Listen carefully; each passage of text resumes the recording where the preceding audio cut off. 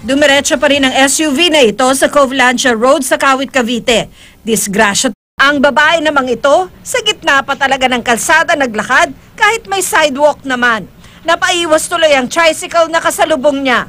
Pagkabig pakaliwa ng tricycle, sa Tagbilaran City, Bohol, nabulaga ang rider na ito na lumiko sa kanto nang biglang sumulpot ang isang humaharurot na motor. Tumilapon ang grasya rin ang inabot ng isa sa mga motorsiklo sa videong ito. Madulas ang kalsada dahil sa ulan. Nawala ng kontrol ang rider at sumemplang. Pero di naman daw gaanong nasaktan. A. De Jesus Avenue at 10th Street sa Caloocan, hating gabi kanina. Tumagan ang truck sa kotse. Kitang-kita sa CCTV video kung papaano bumulusok ang truck sa flyover sa Barangka, Marikina. Sumalpok muna ito sa isang jeep na nagbababa ng pasahero bago tinamaan ng ibang sasakyan at tinumbok ang sasakyan.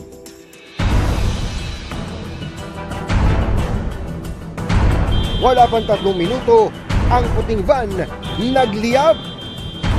Ang napatigil ang truck, saka napaatras. May kabuntot ang truck ng motorsiklo at tricycle. Sinubukang umiwas ng motorsiklo, kaso nadaplisan. Kumalas ang bakal ng safety net. Talsikan ang maliliit na batong nabuwal. Nadaganan ang dalawang bakal. Kinain ang kabilang linya ng kalsada. Saka biglang kumabig. Nagpagewang-gewang ang truck hanggang bumaligtad.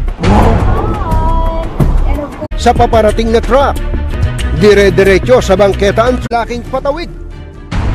Ang nahuli nang biglang nabundol ng umarangkada ang kasabay niyang sasakyan. Umarangkada ang sasakyan.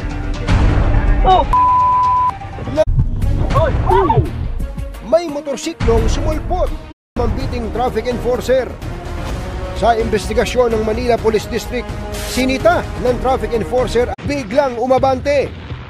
Ang traffic police napakapit sa hood saka lumambitin. Umagsak.